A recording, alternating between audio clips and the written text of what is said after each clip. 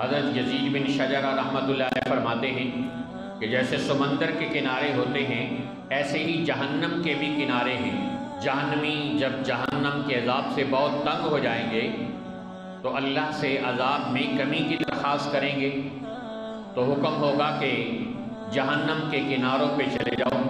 جب وہ جہنم کے کناروں پر پہنچیں گے تو وہاں بختی اونٹوں جیسے بڑے بڑے سانپ اور خچروں جیسے بڑے بچھو ہوں گے، وہ ان کی ہونٹوں اور ان کی زبانوں سے پکڑ لیں گے اور ان کی کھال تک اتر جائے گی، صرف ہڈیاں باقی رہ جائیں گی۔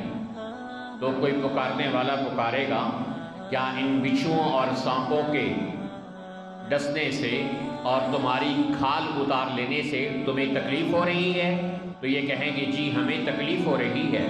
تو جواب ملے گا یہ بدلہ ہے ان تکلیفوں کا جو تم نے دنیا میں مسلمانوں کو دی تھی۔ مسلمان کو جو تکلیف دے گا وہ دنیا میں بھی تکلیف پانے والا بنے گا، آخرت میں بھی تکلیف میں مبتلا ہونے والا بنے گا۔